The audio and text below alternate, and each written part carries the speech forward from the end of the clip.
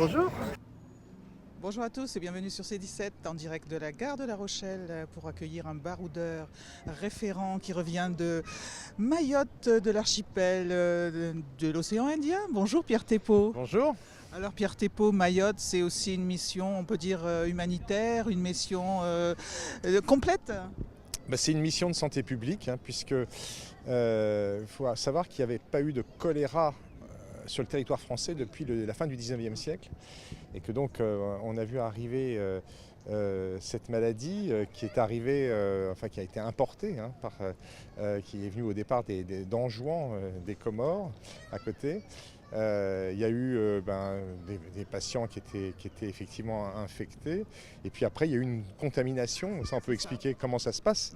C'est une maladie qui est une maladie très symbolique, et c'est pour ça qu'on envoie régulièrement des missions de Santé publique France, de réservistes comme je suis, qui vont là-bas pour tenter d'enrayer et éviter que cette épidémie ne se développe, parce que les conditions font qu'il y aura toujours du choléra tant qu'on n'aura pas résolu un certain nombre de questions, notamment la question de l'accès à l'eau. Mais ce qu'il faut, c'est éviter que ça s'étende, et c'est pour ça que je suis parti avec une trentaine d'infirmiers et de médecins. Alors sur le terrain, quelle est exactement l'action de santé publique ? Alors d'une part, on a créé une unité spécialisée choléra, avec une tente de tri. Tous les patients qui ont des symptômes, un petit peu comme dans le Covid, on leur fait une PCR, un TROD et une PCR, et s'ils sont infectés par le choléra, symptomatiques ou pas d'ailleurs, ils sont traités dans l'unité. Ça, c'est au niveau de l'hôpital. L'hôpital qui, par ailleurs, connaît des difficultés de recrutement importantes. Et puis, lorsque les cas sont identifiés et confirmés, il y en a qui sont graves, il y a eu des décès, quand les cas sont confirmés, à ce moment-là, il y a une autre équipe avec des médecins de santé publique, mais aussi des épidémiologistes, qui vont dans les bangas, ce qu'on appelle les bangas, c'est-à-dire les bidonvilles, où ces patients ont été infectés, et on va traiter la famille, l'entourage, et vacciner. Et donc il y a tout vacciné sur le terrain, on part avec nos sacs à dos et puis on va vacciner, etc. C'est pour ça qu'il y a eu des campagnes de vaccination. Certains jours on a vacciné 200 personnes, on s'est installé dans la rue, etc. D'autres fois et puis il y a un travail de prévention. Oui, c'est ça. Le mode de contamination il est relativement commun, c'est-à-dire que les gens font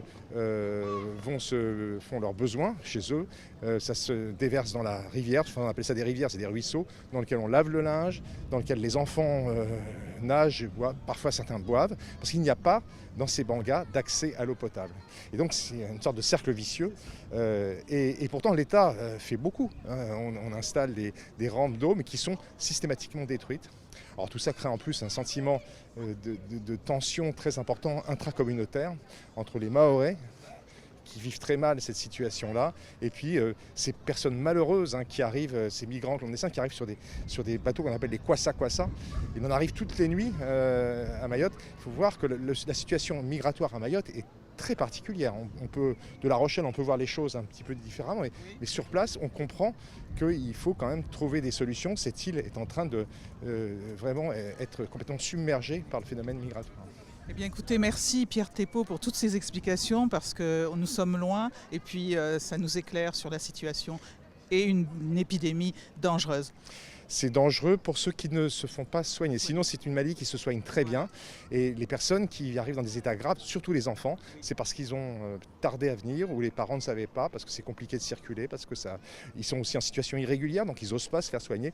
Tout ça, c'est des phénomènes aggravants.